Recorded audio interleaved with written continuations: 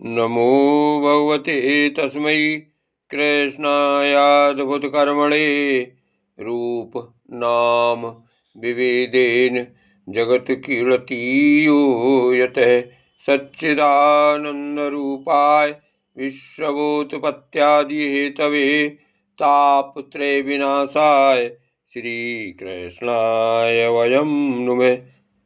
श्रीमद्भागवत महापुराण एकादश स्कंध अध्याय 21वां गुण दोष व्यवस्था का स्वरूप और रहस्य। हिंदी भावार्थ। भगवान श्री कृष्ण कहते हैं, प्रिय उद्धव, मेरी प्राप्ति के 3 मार्ग हैं, भक्ति योग, ज्ञान योग और कर्म योग।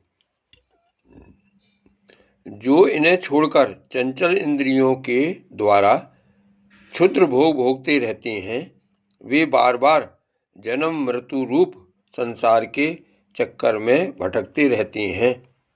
अपने अपने अधिकार के अनुसार धर्म में दृढ़ निष्ठा रखना ही गुण कहा गया है और इसके विपरीत अनाधिकार चेष्टा करना दोष है। तात्पर्य है कि गुण और दोष दोनों की व्यवस्था अधिकार के अनुसार की जाती है, किसी वस्तु के अनुसार नहीं।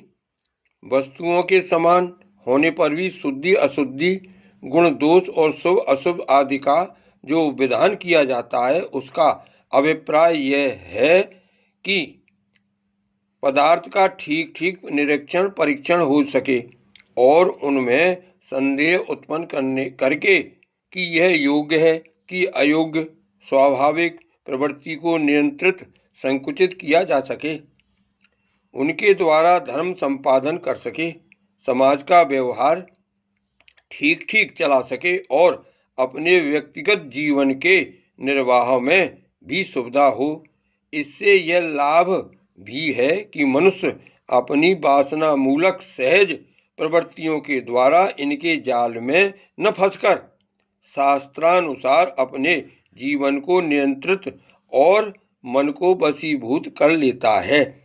निष्पाप उद्धव, यह आचार मैंने ही मनु आदि का रूप धारण करके धर्म का भार ढोने वाले कर्म जड़ों के लिए उपदेश किया है।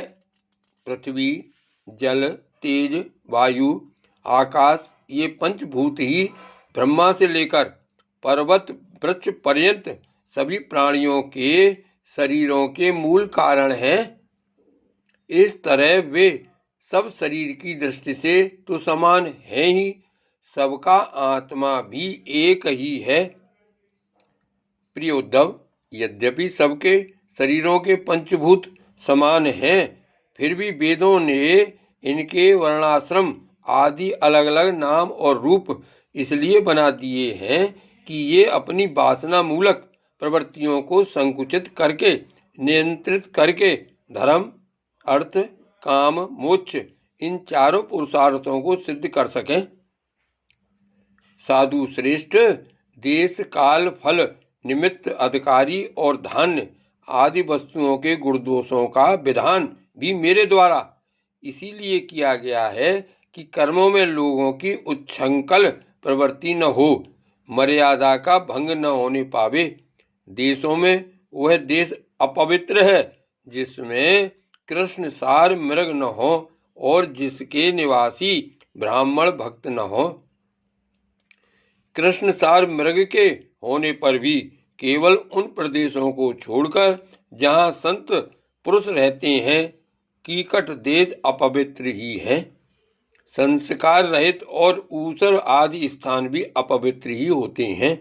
समय वही पवित्र है जिसमें कर्म करने योग्य सामग्री मिल सके तथा कर्म भी हो सके।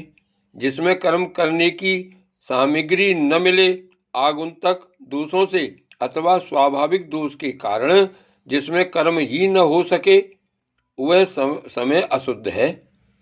पदार्थों की शुद्धि और अशुद्धि द्रव्य, वचन, संस्कार, काल, महत्व अथवा अल्पत्व से भी होती है। जैसे कोई पात्र जल से शुद्ध और मूत्र आदि से अशुद्ध हो जाता है। किसी वस्तु की शुद्धि अथवा अशुद्धि में शंका होने पर ब्राह्मणों के वचन से वह शुद्ध हो जाती है, अन्यथा अशुद्ध रहती है। पुष्पादि जल छिड़कने से शुद्ध और सूंघने से अशुद्ध माने जाते हैं। तत्काल का पकाया हुआ अन्न शुद्ध और बासी अशुद्ध माना जाता है। बड़े सरोवर और नदी आदि का जल शुद्ध और छोटे गड्ढों का अशुद्ध माना जाता है। इस प्रकार क्रम से समझ लेना चाहिए। शक्ति, अशक्ति, बुद्धि और वैभव के अनुसार भी पवित्रता और अपवित्रता की व्यवस्था होती है।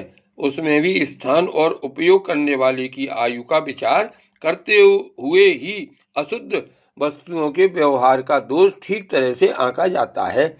जैसे धनी, दरिद्र, बलवान, निर्बल, बुद्धिमान, मूर्ख, उपद्रव पूर्ण और सुखद देश तथा तरुण एवं वृद्धावस्था के भेद से शुद्धि और अशुद्धि की व्यवस्था में अंतर पड़ जाता है।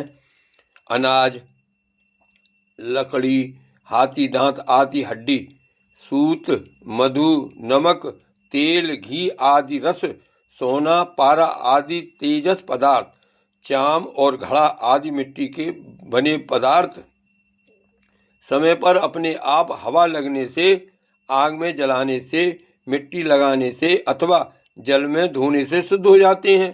देश काल और अवस्था के अनुसार कहीं जल, मिट्टी आदि शोधक सामग्री के संयोग से शुद्धि करनी पड़ती है, तो कहीं कहीं एक एक से भी शुद्धि हो जाती है।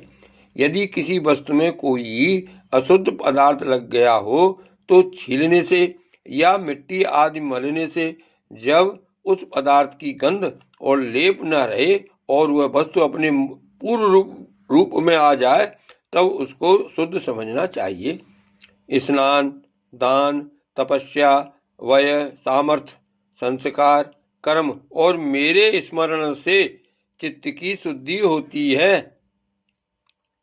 इनके द्वारा शुद्ध होकर ब्राह्मण, क्षत्रिय और वैश्य को विहित कर्मों का आचरण करना चाहिए।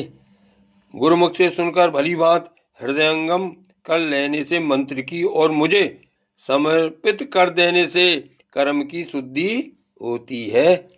उद्धव जी, इस प्रकार देश, काल, पदार्थ, कर्ता, मंत्र और कर्म इन छयों के शुद्ध होने से धर्म और अशुद्ध होने से अधर्म होता है। कहीं कहीं शास्त्र विधि से गुण दोष हो जाता है और दोष गुण, जैसे ब्राह्मण के लिए संध्या बंदन, गायत्री, जप आदि गुण हैं, परंतु शूद्र के लिए दोष हैं। और दूध आदि का व्यापार वैश्य के लिए विहित है, परंतु ब्राह्मण के लिए अत्यंत निषिद्ध है। एक ही वस्तु के विषय में किसी के लिए गुण और किसी के लिए दोष का विधान गुण और दोषों की वास्तविकता का खंडन कर देता है और इससे यह निश्चय होता है कि गुण दोष का यह भेद कल्पित है। जो लोग पतित हैं वे पतितों का सा आचरण करते हैं तो उन्हें पाप नहीं लगता, जबकि श्रेष्ठ पुरुषों के लिए वह सर्वथा त्याज्य होता है। जैसे गृहस्थों के लिए स्वाभाविक होने के कारण अपनी पत्नी का संग पाप नहीं है, परंतु सन्यासी के लिए घोर पाप है। उद्धव जी, बात तो यह है कि जो नीचे सोया हुआ है वह गिरेगा कहाँ। वैसे ही जो पहले से ही पतित है उनका अब और पतन क्या होगा। जिन जिन दोषों और गुणों से मनुष्य का चित्त उपरत हो जाता है उन्हीं वस्तुओं के बंधन से वह मुक्त हो जाता है। मनुष्य के लिए यह निवृत्ति रूप धर्म ही परम कल्याण का साधन है, क्योंकि यही शोक, मोह और भय को मिटाने वाला है। जय श्री कृष्ण।